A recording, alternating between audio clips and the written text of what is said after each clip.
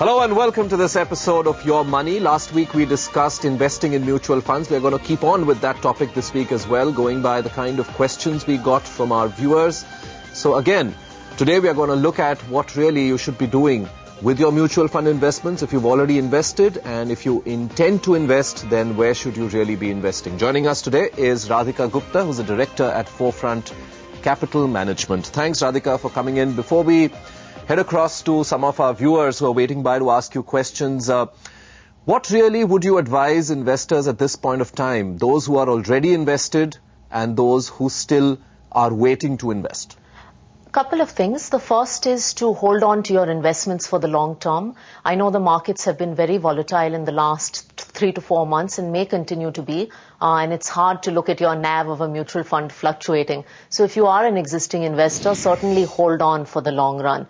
If you are a new investor, I would say the biggest thing is don't try to time when you enter by looking at where the market is. Systematically invest and keep investing, and that should hold you good in the long run. Are you satisfied with the kind of returns or the performance of most of the frontline equity funds at least, Radhika? Yes and no, Vivek. One part is that there are a lot of equity funds out there, making it very difficult for someone to choose, and a lot of them have not performed well.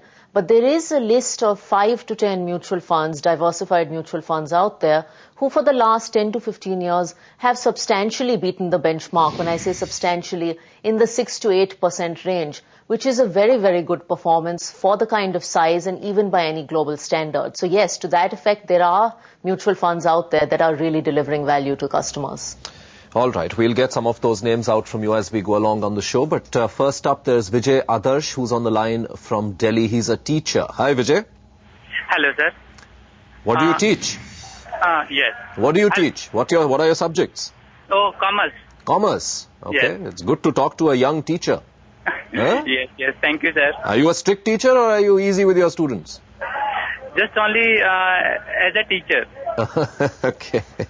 All right, go ahead. What's your question today? I want to know about what is mutual fund. I never invested my money in mutual fund. So Okay. I know about mutual fund. So till now, where have you invested your money, Vijay? In share market. Directly in the stock market? Yes. Okay. And have you taken an insurance, etc. for yourself? Yes. In LIC. In LIC. Okay. Yes.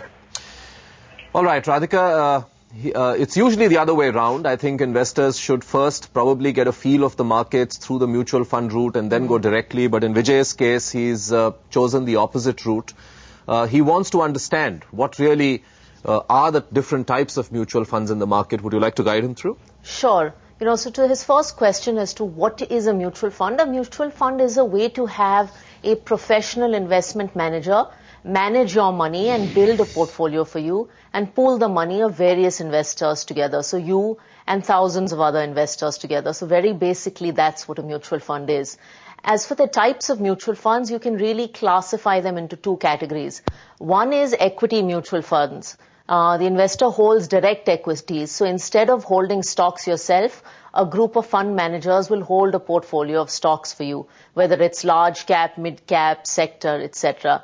On the other hand is debt funds. So instead of investing in a fixed deposit, you can invest in a debt mutual fund, which holds a range of debt securities. So that's really the mutual fund spectrum. And in between, you have other kinds of funds, whether it's MIPs or balance funds, which hold a mix of both asset classes.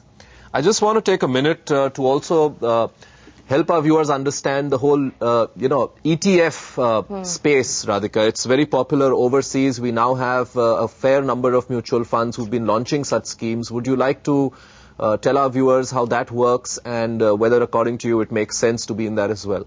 Sure. So an ETF is basically like a mutual fund, but it is traded on an exchange. So it is traded on the NSE or BSE. So like you trade a stock on an exchange and hold it in a demat account, you will trade an ETF on an exchange. The real advantage of an ETF is that it's very transparent and it's very liquid. You can go out and buy and sell it on the exchange very easily. In India, there are a number of ETFs, such as Nifty ETFs or gold ETFs, which aim to give you a return based on a certain benchmark. So a Nifty ETF will give you the return of the Nifty. It's a very good idea actually for most viewers. It's very popular globally and it's a very simple concept to understand. You don't have to figure out which ETF to pick now, etc., etc. So, in general, it's a very, very good idea. All right, let's go across to Pune now. There's Vinayak Khade who's on the line. Hi, Vinayak. हाँ नमस्कार sir. नमस्कार, कैसे हैं आप? अच्छे हैं sir. क्या करते हैं आप लाइफ में? टेक्नीशियन हैं आप? हाँ technician Parle district. Very good. कहाँ इन्वेस्ट किया आपने अभी तक? सर मैंने HDFC ग्रोथ फंड में 1000. ओके. और IDFC small mid cap equity fund इसमें 1000 इन्वेस्ट कर रहा हूँ. हर महीने? हाँ हर महीने. ओके. तो ये दोनों फंड के बारे में मुझे बताइए. और दूसरा प्रश्न यह है कि मैं 15 से 20 साल के लिए इन्वेस्ट करना चाहता हूँ. तो उसके लिए यूनिट अच्छा होगा कि mutual fund? Okay. All right, Radhika. First, his question really on the two schemes that he has. He has one diversified fund with 1,000 rupee per month SIP, and the second is an SME fund which he's picked up. Is that a right strategy for him? The equity fund is a good fund, and it's always good to have a large diversified equity fund in your portfolio, which he does.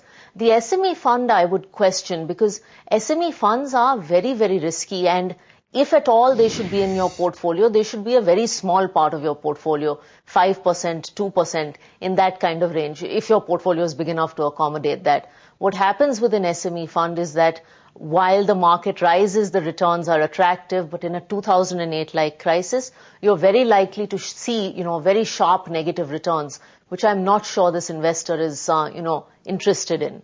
What might be a better alternative, which is less risky, is a mid-cap fund. So there are a number of good mid-cap funds out there, and he could put 10% of his corpus into a mid-cap fund instead of an SME fund.